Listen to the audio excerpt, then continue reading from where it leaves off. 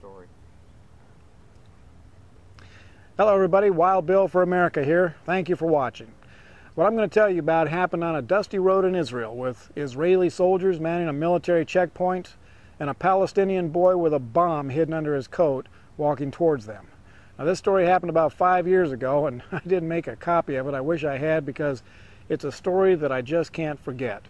You see, the boy with the bomb was a mentally retarded teenager who was often seen wandering the streets of his Palestinian neighborhood.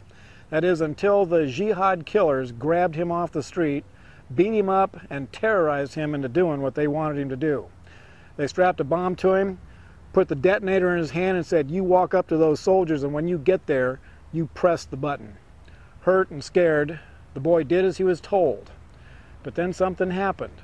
As he was approaching the Israelis, his coat came open and the soldiers saw the bomb.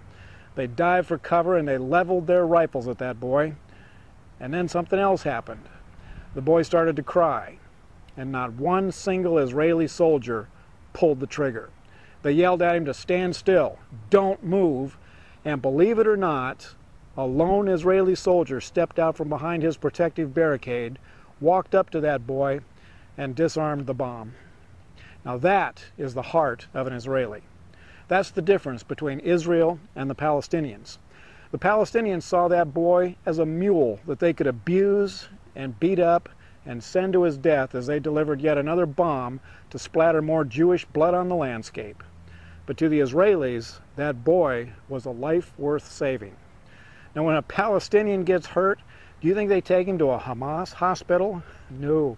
He's taken to the Israeli Medical Center where he gets the best medical treatment care in the world. That is supernatural compassion by God's chosen people compared to the supernatural hatred of Islam.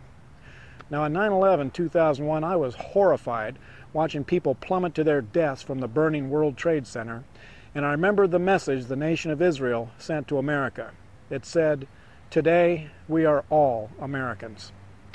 And I also remember the Palestinians. They sent us a message too. They were laughing and cheering and dancing in the streets. That was the day I knew who the enemy was. And I'm sad to say that many in America still don't know who the enemies are. Those who denounce Israel and support the Palestinians are ignorant and their acts are shameful. I stand with Israel because I know the Israeli heart, and it's the same as mine. I choose life over death and compassion over evil. Together we choose the supernatural compassion of the true God over the supernatural hatred of the enemy. Oh yeah, and the Palestinians who sent the poor retarded boy to blow up the soldiers, well, they were watching when the Israeli disarmed the bomb. They still use mentally retarded people when they can find them, but now they detonate the bombs by remote control. What more do you need to know? This is Wild Bill for America saying, stand with Israel. It's the right thing to do. And God bless America again.